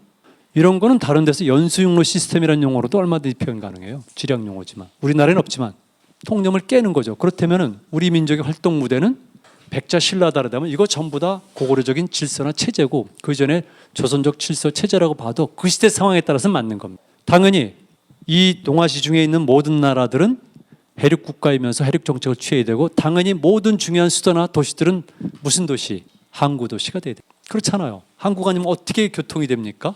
그래서 국내성처럼 내륙에 있는 내륙 항구 도시, 바닷가에 있는 포구 즉 해양 도시, 그리고 서울이나 아니면 부여나 아니면 평양처럼 강과 바다가 만나는 접점에 있는 강해 도시. 이것도 제가 만든 용어. 유기적 시스템 속에서. 그러니까 대부분의 도시들은 항구 도시예요. 수도 밟고. 그러니까 얼마나 중요하겠습니까? 이거 하나만 보더라도 우리 만날 수 없어요. 그러나 고구려적인 체제 속에 있는 겁니다. 이거 이상한 거 아니에요. 몽골 제국도 마찬가지고요. 청도 마찬가지고 중국에 있는 많은 왕조들도 다 그랬고 다 이런 체제지 우리가 생각하는 것처럼 직접 지배하는 거 아니에요. 제국이라는 게 그런 거 아니겠어요. 그리고 가보시면 알겠지. 이런 자연환경은 당연히 그럴 수밖에 없는 겁니다. 당연히. 이거가 어디냐면 반구대 벽화예요. 안각한데 요즘 문제되고 있죠. 고래, 사람, 저 배를 보세요. 그 다음 이건 안각화요. 천전이 거죠. 과메기 아시죠? 과메기. 과메기는 포항이죠. 포항 아닙니다. 원래는 울진. 신중 동국 여지승남에 나옵니다. 울진. 그런데 과메기랑 비슷한 또 하나의 생선 있잖아요. 그런 방식으로 만든 과메기처럼 꾸덕꾸덕하게 반건조 피대기 말고 황태. 황태가 어디서 이런 것들이 어디서 오냐면은 연해주죠. 연해주. 제가 말씀드린 것은 연해주가 우리의 성을 무대했다는 걸. 그 지역에 가면 지금도 마찬가지인데 물고기 잡아가지고 그냥 말리는 겁니다.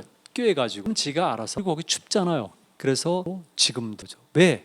이 흑룡강을 타서 위에서부터 내려오는 루트도 있지만 연해주 남부 지역에서 출발하게 되면은 동해안을 타고 내려오는 것이 어디까지 오냐면 지금 울산까지 내려오는 거예요. 겨울에는 해류가. 그 위에는 북상하는 거죠. 그래서 그 물길을 타고 그쪽에 있는 사람들이 내려오는 겁니다. 그래서 동해안 문화권은 그래서 백두대간에 보면 예전부터 지금 우리가 캐나다 뭐 이래가지고 통나무집을 짓지만 그거 원래 통나무집 캐나다 거 필요 없어요. 그냥 원래 만주 고구려 땅 만주로 해가지고 저 바이칼로 해가지고 시베리아 다 있는 나무예요. 그거 캐나다에 있는 거죠. 이런 양식이 백두대간으로부터 그에 많은 것. 그러니까 백기를 통해서 연해주 남부 지역선 내려온다. 언제? 지금 방구대 벽화는 청동기 초기로 보기도 하고 신석기 말기로도 보거든요. 어쨌든 3,500년을 전후한 시기라고 양보해서 하더라도 그 시기에 고래잡이 집단이 연해주의 지역에서 배를 타고 내려왔다면은 그 이후에 고구려나 바레인들이 내려오는 건 상식 아닌가요? 너무나 당연하지. 오죽하면은 그 이후에 여진 해적들이 경주까지 공격. 예종 때 아니에요. 울릉도도 공격하고. 그런데 우리가 그 이전에 거기 살던 고구려인들이나 바레인들이 내려왔다는 그 말이 안 되나요? 3,500년 전에도 내려왔고 11세기에도 내려오는데 그리고 사료를 보게 되면은 지금 확실하진 않지만 3세기경까지 상황이지만 확실하지 않지만 일부 사람들은 울릉도설, 일부 사람들은 이시카와에는 노또반도설, 일부 사람들은 이가다 앞에 있는 사도설을 내세우죠. 동해안 가운데 있는 섬으로 오는. 그러니까 연해주 남북부 지역에서도 끊임없이 내려온 겁니다. 그러니까 우리 문화를 달리. 더 말씀드릴까요? 연해주 남부에서 사할린이나 홋카이도 가는 거는 여반장이에요. 여반장. 제가 얘기하는 건 저는 항해 경험이 있는 사람이에요. 동해를 고구려인들이나 바레인들이 이따 보여드릴게요. 쭉 내려오는데 그거는 어려운 항해예요. 그런데 이를테면 함경북도라든가 연해주 남부 지역에서 홋카이도나 사할린 가는 거는 너무나 쉬운 항해. 왜? 해류가 그렇게 흐른 데다가 늦봄부터 초여름 사이에 남서 그냥 가면 돼요. 더군다나 보면서 얼마나 쉬워요. 그런데 고구려인들이나 바레인들이 일본 열도 가려면은 기본적으로 음력 10월부터 음력 1월 사이 한겨울에 북서풍을 타고 망망대해를 천문왕법으로 하면서 가야 되는 거죠. 그러니까 희생을 많이 당하죠. 그럼에도 불구하고 가는 우리들 대단히 뛰어난, 정말 대단히 뛰어난 사람들이. 그러니까 당연히 고구려와 바레인들은 홋카이도 그리고 어떠한 사할린까지 갔을 가능성이 크고 이게 이상합니까? 아니에요. 이미 러시아 지역에서는 5,000년 전에 연해주 남부 지역에서 사할린까지 건너갔다고 봐요. 증거는 여러 가지 있겠지만 그 중에 하나는 굴 양식을 통해서. 그리고 당연한 거지만 일본 학자들도 이제는 연해주를 건너가지고 홋카이도로부터 내려왔다는 소리를 주장하는데 보통 4,000년 전에는 연해주 지역과 홋카이도 지역은 교류가 있었다는 것이 일반적이에요. 그러면 그 연해주는 누구의 땅이었는가? 우리랑 직결돼 있죠. 그럼 우리는 못 가고 학문이란 건 객관성을 가져야 되거든요. 그들은 되고 우리는 안 된다는 그런 이유가 없잖아요. 그리고 여기는 문화가 발전한 지역이고 여러분들이 보셨던 건 여기는 수렵 3년 문화권이에요. 쪽배를 타고 다니는 겁니다. 나무를 판 일. 근데 그들은 가능하고 우리는 가능하지 않나요? 이걸 98년도부터 발표해도 아직 수용을 안 해요. 더군다나 제가 했는데 해양사에 제가 했는데 다음 기원은 전에 교역권이라고 그랬죠. 이미 항로는 설정이 돼 있는데 연속적인 교역권이 있었다는 것이 제 주장이에요. 기원 전후로 한 시기. 너무나 당연한 거죠. 너무나. 지금 4,000년 전부터 지금 중국의 강남 지방과 우리의 교류를 주장하는 이론들이 나오고 중국에서도 주장을 해요. 지금 넘어가죠. 자, 여러분들이 알고 있는 것처럼 우리 위만조선은 그 이전에 조선과 어떤 계승성인지 모르겠지만 어쨌든 중요한 것은 위만조선과 한나라의 전쟁에서 1년간 지속됐다는 것. 이 전쟁은 수륙 양면전으로 이루어졌다는 것. 초기에는 위만조선이 승리했다는 점을 제가 말씀. 그러니까 해양전이 벌어졌다. 수군 장군 양복이 동원된다. 자, 이제 갑니다. 고구려. 이거는 여러분들이 보시는 것처럼 삼국지 시대 때 이야기입니다. 삼국지 시대 때. 여러분들이 보신 삼국지는 역사가 아니라 소설책이에요. 그거를 역사로 오해하지 마세요. 삼국지연이라는 소설책에는 고구려가 나오질 않죠. 그리고 진짜 삼국지는 고구려 나옵니다. 위서에도 나오지만 특히 오서에도. 오서에 보게 되면은 당시 오나라의 손권과 고구려 동천왕 간의 일종의 군사동맹이 맺어지는. 그래서 한 번은 동천왕이 80필의 말과 단비 가죽을 그쪽 수도뭘 보내고 나중에는 손권이 보낸 사신의 목을 쳐서 동천왕이 위나라에 보냅니다. 왜 그랬는지 모르겠지만 그리고 난 다음에 조금 있다 위나라의 공격죠. 그 공격을 여러분 선생님이 배우셨던 관구금의 침입. 관구금의 침입. 관구의 침입이라는 게 관국의 침입이 뭐가 중요합니까? 그 당시 때 왜 그런 전쟁이 벌어졌는가가 중요하고 그다음에 고구려의 위상을 알려주는 게 중요한 거지. 관국의 침입을 받아가지고 고구려 동천왕이 도망갔다는 걸 굳이 갈 필요가 있나요? 일본인이 아니라면? 중국인이 아니라면. 근데 우리는 그렇게 가르쳐 온 거예요. 전쟁이 왜 일어났는가가 중요하고 그 당시 때 국제관계가 이렇게 위나라, 오나라, 총나라만 있는 것이 아니라 고구려가 있었고 위를 포위하기 위해서 고구려와 오나라 간에 군사동맹이 맺어졌고 오나라의 절대적으로 부족한 말을 고구려부터 수입했다는 것. 이게 중요한 거지. 그렇지 않아요? 그리고 이제 관계투대항이죠. 백미죠. 고구려의 해양활동이 아주 최고로 발휘돼서 국가 발전에 성공을 이룬 것. 이게 관계투대항 장수항인데 특히 우리 민족이 또는 고구려가 동아시아 지중해에서 해륙적 질서 속에서 말 그대로 코어 역할을 하기 위해서는 조종자 역할을 하기 위해서는 이게 필요한 것이죠. 제가 이미 2005년도부터 본격적으로 발표. 이게 지금 현실로 드러나잖아요. 오늘 아침 신문에까지도 낮은 선봉직. 고구려 입장에서 볼 때 이겁니다. 제가 국가 정치에 많이 자문을 해요. 그렇다면 고구려가 관계투대항이 일반적으로는 사람들이 관계투대항은 정복 활동을 잘하는 정복군주, 땅을 넓힌 사람. 저는 그렇게 안 봐요. 그가 넓힌 토는 땅이 아니라 질서라고 봅니다. 질서로 확장한 사람. 그리고 관계투대항은 위대한 정책가, 정치가죠. 그리고 문화적으로 심리적으로 뛰어났기 때문에 성군으로 보는 겁니다. 그러니까 다른 학자들은 다른 거죠. 관계투대항이 무슨 땅 따먹기만 하는 건 그렇게 안 봐요. 관계투대항이 요구한 것은 18세 어린 나이로 등장해서 정말 전방위 작전을 성공시키면서 22년 동안 엄청난 영토를 확장시켰는데 두 가지입니다. 하나는 영토 팽창이라는 것이 우리가 생각하던 면회 지배가 아니다. 이걸 말씀드리고요. 또 한 가지는 그러면 그가 왜 그랬는가가 중요해요. 왜 다른 나라 사람들이 전쟁을 하거나 아니면 뛰어난 명장이 나오게 되면 그 전쟁이라는 배경을 살피고 그것이 뭐고 하는데 왜 우리는 그렇게 해석하면 안 되죠? 아니 제갈공명도 얘기를 하고 있는데 왜 우리는 얘기하면 안 되죠? 그거 좀 이상하잖아요. 여러분들의 조상은 전부 다 바보입니까? 중국인들의 조상은 다 뛰어나고 삼국지 보게 되면 온갖 뛰어난 영재와 무장들은 다 중국에 있고 우리는 등장하지도 않고 우리는 못 낳고 저는 그래요. 여러분들은 그렇게 사세요. 제가 이건 이유가 그겁니다. 우리 부모님은 안 그렇고 저도 물론 그렇고 그래서 관계토대 18세 어린이 임금인 관계토대항을 보좌하는 당시의 정책 이방가들 아니면 지식인 일반들이 세계관을 가지고 국가 발전 전략을 짰다고 보는 겁니다. 거기에 하는 책들은 제가 몇 권 있습니다. 그랬을 경우에 이겁니다. 그러면은 지금도 마찬가지겠지만은 고구려가 해양과 육지를 이런 동아지 중에서 코어 국가가 되기 위해서는 중요한 목을 장악해야 된다는 거죠. 목, 허부죠, 혈이죠, 핵이죠. 당연히 여기입니다. 톡 튀어나온 목.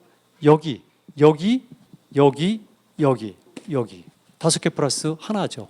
여기가 바로 대련이에요. 대련 경제기술개발구. 이해되시죠? 여기가 뭡니까? 신우지 경제특구지역입니다. 여기가 뭡니까? 지금 문제가 되고 있는 거죠. NLL부터 해가지고 서해협력지대. 제가 NLL에 대해서는 몹시 강력합니다. 전 역사학자이기 때문에 생존을 중요시 여겨요. 그러나 제가 주장한 것이 범경기만 해안특별구였습니다. 그게 모델이라고 저는 생각해요. 제가 여러 군데 얘기했지만 경기만을 해안특별구로 하자. 하나는 낮은 선봉지구, 또 하나는 바로 현재 제가 주장했지만 동해경제특구. 이 5개의 목을 장악해야지 고구려는 동아주 중에 코어가 되는 거죠. 그리고 위는 당연한 거예요. 왜? 여기는 옛날 조선의 땅, 부의 땅인데다가 엄청난 자원의 산지이기 때문에 거긴 당연한 거고, 국제관계로 볼 때 이렇게 5개의 목을 장악해야 되는 것이죠. 보세요. 하나, 둘, 셋, 넷, 5.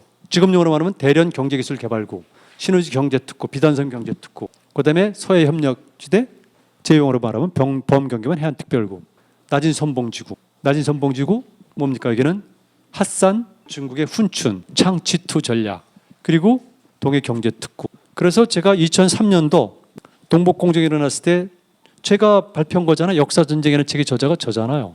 가장 매파적으로 제가 쭉 반응했는데 그때도 이미 제가 제안했어요. 이 문제는 정치 문제지만 특히 국경 문제가 있고 연해주 문제가 있다. 그게 바로 낮은 선봉지구예요.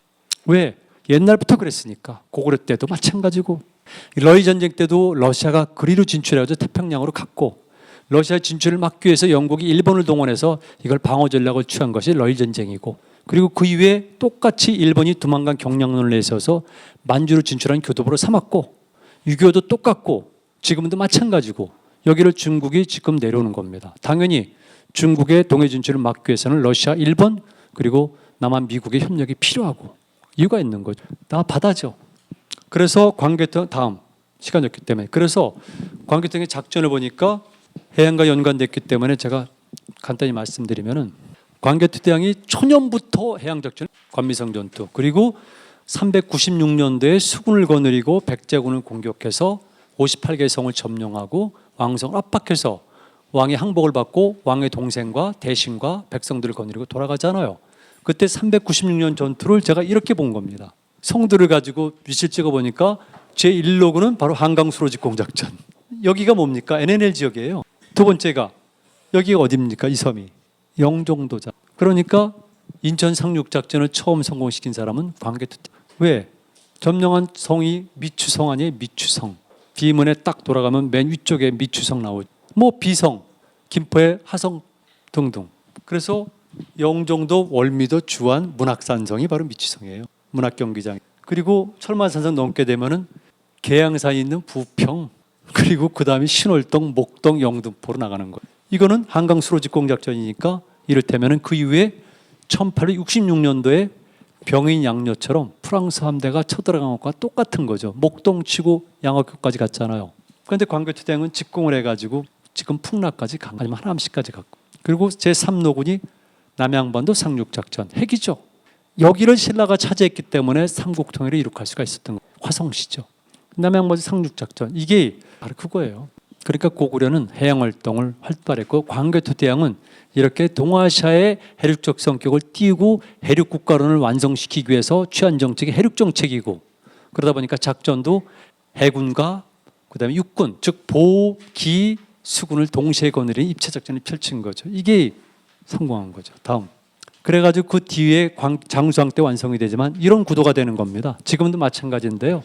중국, 통일 중국이 분단된 남북을 대상으로 하는 외교가 등거리 외교입니다. 그 당시 때는 반대로 중국 지역이 분단. 광개토 대왕 때는 56국, 장수왕 때는 436년을 기점으로 해가지고 북위로 통일, 남조 정권도 계속 나오고, 고구려는 여기까지 장악했기 때문에 전성기에는 현재 어디입니까? 일부 사람은 당진까지 보자면 평택선이에요. 수원, 평택 다 고구려 땅입니다. 그 다음에 어디입니까? 충주 거쳐가지고 청성 거쳐서 지금 과메기로 유명한 포항의 외곽 흥해까지가 고구려 영토입니다. 전성기 때. 그러니까 그 입장에서 볼 때 당연한 거겠지만은 남북 동시 등거리 외교를 고구려가 추진하는 겁니다. 물류망과 교통망을 이게 성공이죠. 정치적으로 갑니다. 조금 이따 나오겠지만 일본 열도도 신라 장군 김이사부가 있잖아요. 512년에 신라 장군 김이사부가 우상국을 복속시킨 거는 다른 거 아니에요. 제가 오래전부터 발표한 지론입니다. 최근에 누가 그걸 그대로 발표하던데, 몹시 잘하는 사람. 기본입니다. 왜냐하면 신라가 북상한 것은 단순하게 영토가 아니라 고구려 남진을 저지한 것이고, 또 한 가지는 고구려는 현재 동해 삼척시까지 내려와야지 울릉도와 독도를 바라보면서 일본 열도로 항해. 이거는 항해자들만이 가질 수밖에 없는 생각입니다. 망망대해의 유일한 것이 울릉도 독도입니다. 오죽하면은 바로 근대에도 그렇겠습니까? 그래서 울릉도와 독도, 특히 울릉도를 놓고 러시아, 그다음에 일본, 영국 마찬가지로, 그리고 우리가 치열하게 갈등을 벌인 이유가 그런. 그 시대에 말할 것도 없어요. 항해를 내면은 이 섬까지 내려와 가지고 울릉도 독도를 바라보면서 그 권을 통해 가지고 일본에 도착하는 겁니다. 그러니까 중요하죠. 이게 단순한 게 아니에요. 그래서 기미사부가 해륙 정책을 쓴 겁니다. 그래서 20대 초반에 삼척 지역, 구성국 복서, 그다음에 김해, 그리고 충주, 그리고 서울 지역, 마지막에 당항소 화성시 지역 80대 때까지, 70대 중반까지. 이게 바로 기미사부입니다. 그래서 바로 고구려는 해양 활동을 통해 가지고 이렇게 남북 동시 등고리와 함께 백제가 북위와 교섭하는 걸 차단하고, 그리고 일본 열도로 항해를 하죠. 그 다음, 자, 항로입니다. 이렇게 고구려 항로입니다. 그래서 전성기 때 보세요. 보이시죠? 고구려 장수왕 때는 439년에는 800필의 말을 당시 남경에다 보내는 거죠. 그 당시 지금의 남경, 배에 실어서. 이건 팩트입니다. 중국 세례에 나오는 것. 800필의 말, 이건 상상할 수 없어요. 실험을 했어요. 바이킹의 그 롱십을 가지고 군마 44명의 말 2필 군사, 800필의 말을 실은 대선단이 이 항로를 통해 가지고 내려간 것. 그러면 고구려 해양 능력을 알 수가 있는 것. 이 말은 어디서? 말은 당연히 고구려 자체 내고, 특히 이 지역에서 많이 구하죠. 사죠. 특히 이 지역에서는 철을 팔아가지고 말을 사가지고 끌어와서 중개무역하는 거죠, 고구려가. 참고해서 말씀드리면요, 고구려가 발전한 데는 여러 가지 이유가 있습니다. 탁월한 지정학적 위치도 있고, 근데 고구려 사람들이 가진 강한 자의식과 독특한 성격과 능력이 있어요. 그건 시간 없어서 넘어. 또 하나는 자원이에요. 전 근대 사회, 고대 사회에서 가장 중요한 자원은 철입니다. 철은 오늘날의 석유랑 같습니다. 당시 동아시아 최고의 철 생산지는 쉽게 말씀드리면 안시성 부근. 안산시 아시죠? 나이 드신 분. 안산제철소는 일본이 만든 도시. 당대 최고의 철 생산지가 거기다. 그러니까 광개토당이나 고구려인들이 요동지방을 장악. 옛날 조선의 땅인 탓도 있지만 발로 에너지 자원지를 확보한 거죠. 그래서 고구려 강력. 추상적으로 가면 안 돼. 그리고 그 철들을 위에다 팔고 말을 사서 다시 배에 실어서 엄청나게 무역을 하는 거예요. 발전기입니다. 그러니까 근초강이 아니라 이미 웅진으로 갔을 때 항로입니다. 신라입니다. 보이죠? 이렇게 하고 주로 어디입니까? 현재 시마네현, 도토리현, 후쿠이현의 일부로. 신라도 일찍부터 일본의 야마토에 갑니다. 왜?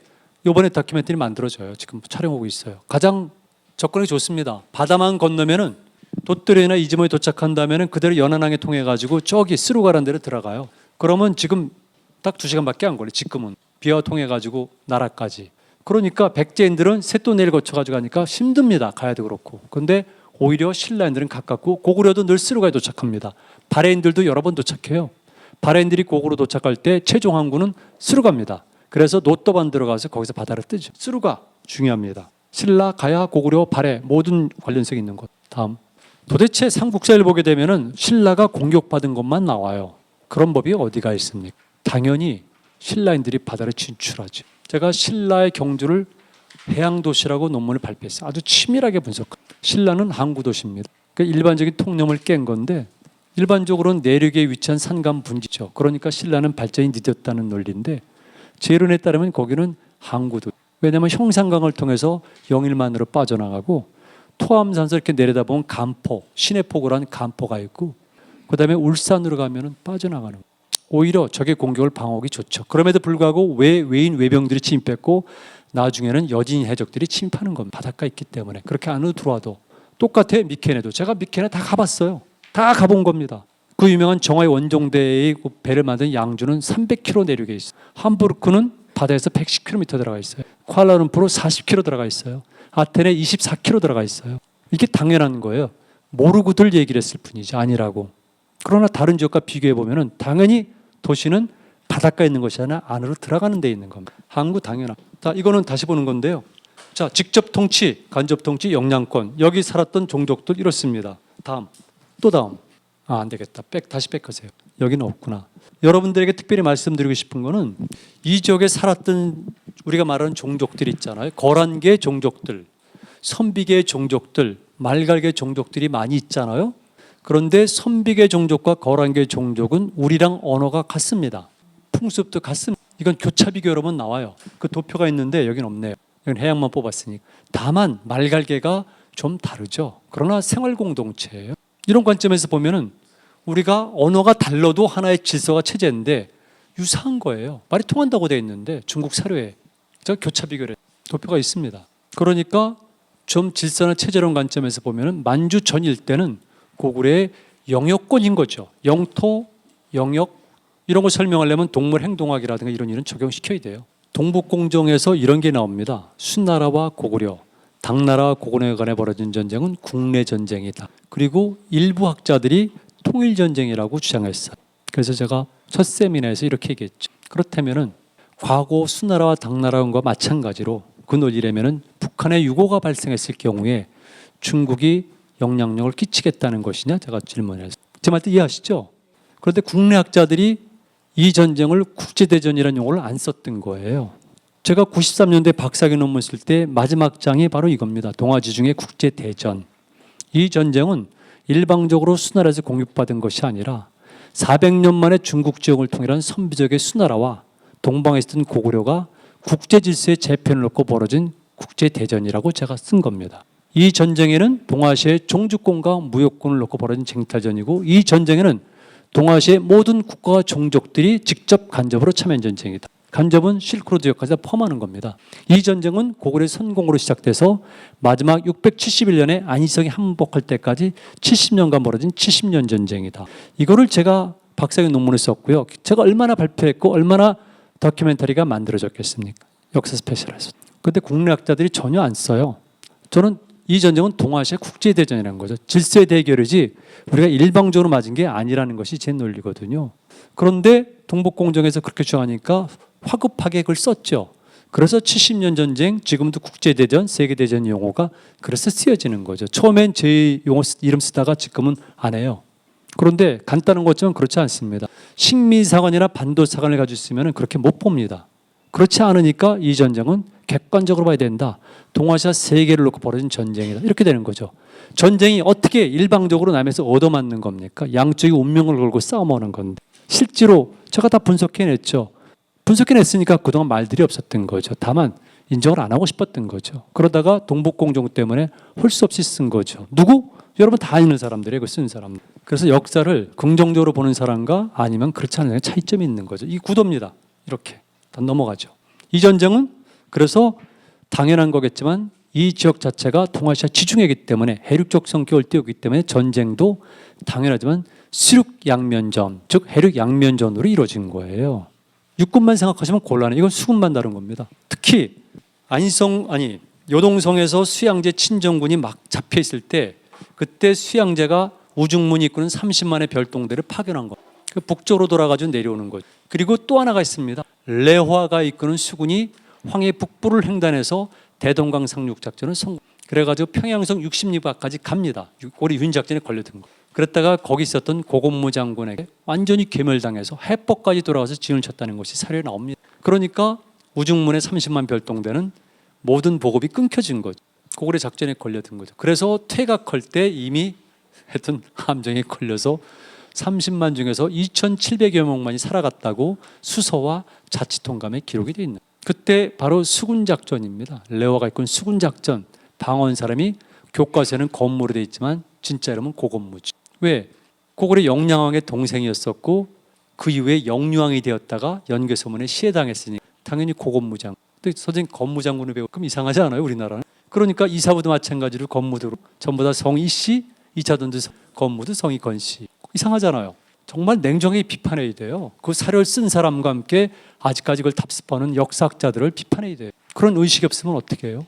그리고 더 재미있는 사실이 있어요. 그 고건무 장군과 그다음에 영량왕의 매제가 누군 줄 아세요? 그 탁월한 두 임금의 누이 동생이 누군 줄 아세요? 평강공주. 그러니까 평강공주의 남편 온달이 있는 거죠. 온달 뛰어난 명장이죠. 온달을 이렇게 바보처럼 희화시켜야겠습니까? 그 뛰어난 명장을 북주의 공격을 막아내고 남쪽으로 내려서 중령 이북의 땅을 내가 수복하지 않으면 돌아가지 않겠다는 그 고구려의 사내를 우리가 바보 취급해서 되겠습니까? 뭐 한두 가지가 아니죠. 우리 역사를 비하시킨 거는, 조직적으로 비하시킨 거는 한두 가지가 아니에요. 정말 웃기는. 자, 넘어가죠. 그다음에 당나라 때입니다. 장량이 이끄는 수군병 5만이죠. 여기 비사성을 점령합니다. 이때 고구려군 8,000명이 죽습니다. 점령당합니다. 안희성 공방이 펼쳐집니다. 여기서. 그런데 안희성 공방이 펼쳐질 때 요동반도에 상륙한 비사성을 점령한 장량의 수군이 올라오지 못합니다. 이유는 당연하죠. 왜? 고구려 수군이 있기 때문에. 제가 넘어갔지만 수문제 때도 마찬가지. 여기 고구려 성들이 있습니다. 제가 95년도부터 발견한 건데 2번 잠입을 했어요. 다큐멘터리를 만. 이 남쪽에는 섬들이 많이 있습니다. 요동반도 남쪽에. 당연히 거기에는 고구려의 섬방어 체제가 있는 거죠. 왜? 지금 확인한 게 6개입니다. 논문을 발표한 거지. 현재 확인된 것만. 고구려 성들이 있었던 겁니다. 당연하게 고구려 수군이 있는 것이죠. 여기 그 유명한 고구려 성들이 꽉 차 있습니다. 잘 아시겠죠? 그죠? 그러면 이 바다는 고구려 바다가 아니에요. 그렇죠? 그럼 당연히 고구려는 수군이 활동을 해야 되고요. 지정학적으로 볼 때도 수군이 있어야지만 되고 해양활동 활발하지 않으면 대교류 자체가 불가능한 거. 그런데 아무도 얘기를 안 했던 거예요. 제가 한국 해양사도 처음이지만 박사기 논문이 고구려 해양사. 고구려 해양활동이 있었다부터 해가지고. 그리고 한국 해양사. 중요합니다. 다 연도별로 다 나오죠. 수군작전. 다음. 전쟁이 끝나고 나서 660년에 소정방이 이끄는 13만의 대군이 건너옵니다. 척수는 당세는 안 나옵니다. 다만 삼국유사에 1910몇 척인가로 되어 있는데 소정방이 이끄는 13만의 대군이 건너옵니다. 왜?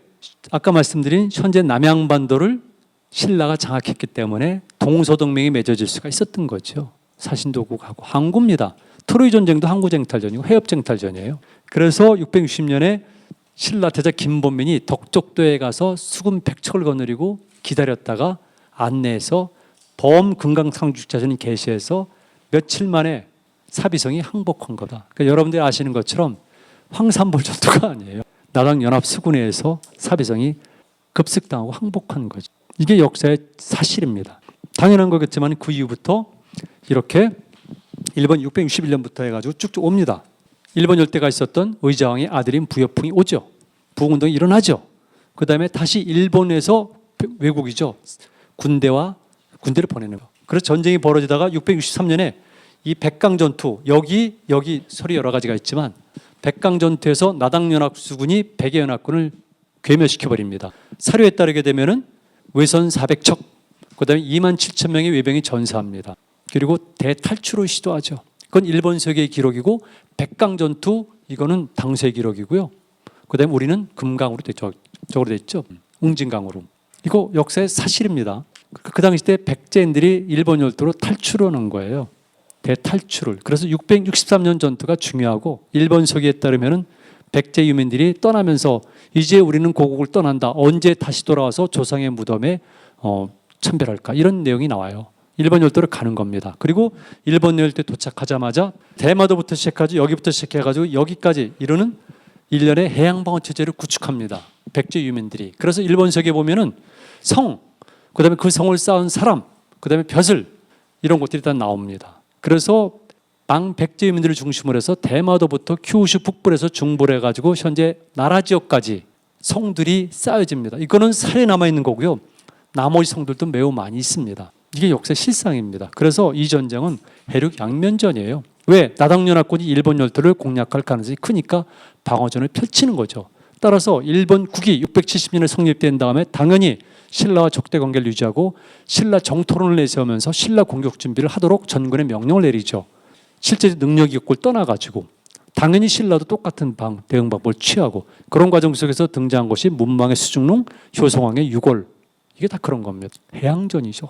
바레인들 이렇게 활동을 이거 다 사료에 근거한 겁니다. 출발지, 도착지, 특히 도착지는 다 사료에 근거한 겁니다. 이게 바레인들의 해양활동.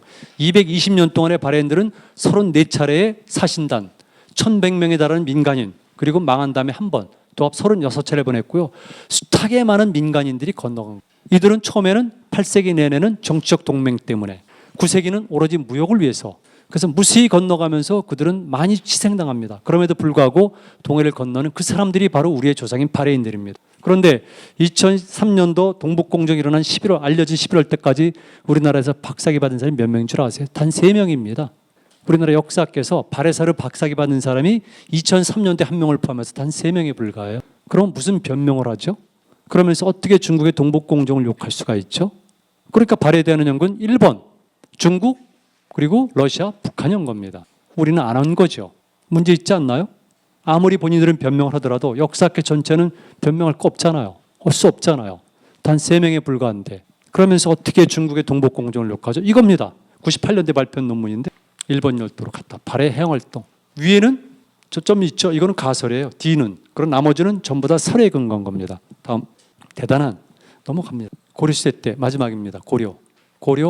여러분들이 아는 나라 그렇게 고려 웃기는 나라 잘 몰라서 그렇지. 철저하게 동시 등고래기를 추진했던 나라. 북쪽에는 어디입니까? 오늘날의 북경을 중심으로 한 거란 적이 있어요. 요 나라 멸망한 데는 금나라. 남쪽에는 도망간 송나라. 이랬을 경우에 남북국을 대상으로 해서 동시 등고래기를 늘 추진했던 나라가 고려입니다.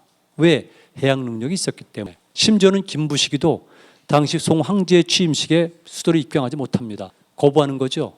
의심을 받기 때문에. 송나라에서는 꾸준히 고려로 하여금 군사를 동원을 요청하지만 고려는 거절하는 거죠. 실제로 그렇습니다. 그리고 고려 사신들이 오는 것을 싫어합니다. 우리나라 지식인들이 가장 좋아하는 송나라의 문인이 있어요. 여러분들도 좋아하실 거예요. 누굽니까? 소동파죠. 소동파는 가장 반고려적인 인물. 그 당시 철종에게 여러 번 상주를 올립니다. 고려 사신의 문제점에 관해서. 그들이 어떤 일을 했다부터 시작해가지고 가장 중요한 산천을 그린다부터 하고 간첩으로 의심을 하는 거죠. 우린 그런 사실을 모르고 소동파를 무조건 좋아합니다. 소동파의 능력은 우리가 찬양이겠지. 역사도 알아야 되는 것 아닙니까? 그래서 고려는 여러분이 생각하는 것처럼 송나라에 종속된 나라가 아니라는 것은 확실합니다. 그리고 무역이 매우 발달한 것이죠. 항로 때문에. 그래서 당시 개경에는 말 그대로 마팔국, 인도죠. 교지국, 베트남이죠. 샴국, 삼라고국, 태국이죠. 이런 여러 나라들의 객관이 오늘날의 개경에 있었던 겁니다. 무역이 매우 활발했던 나라죠. 전적으로 해양활동 능력이라 볼 수가 있어요. 그리고 조선술도 매우 뛰어났고 아시는 것처럼 여몽룡 악군이 출발할 때 4개월 반 만에 900척이라는 전선을 만들어낸 것은 바로 고려입니다. 원나라가 아니고. 그래서 일부에서는 당시 전쟁을 일으킨 것은 고려가 가지고 있는 능력, 국력, 특히 해양력을 소진시키기 위해서 일본 정보를 추진했다는 설이 나올 정도로 고려 해양 능력은 뛰어났던 것. 이것이 역사의 사실입니다. 다만 조선제에 이르러서 9시입니다. 이 장 제 강의를 마치겠습니다. 고맙습니다.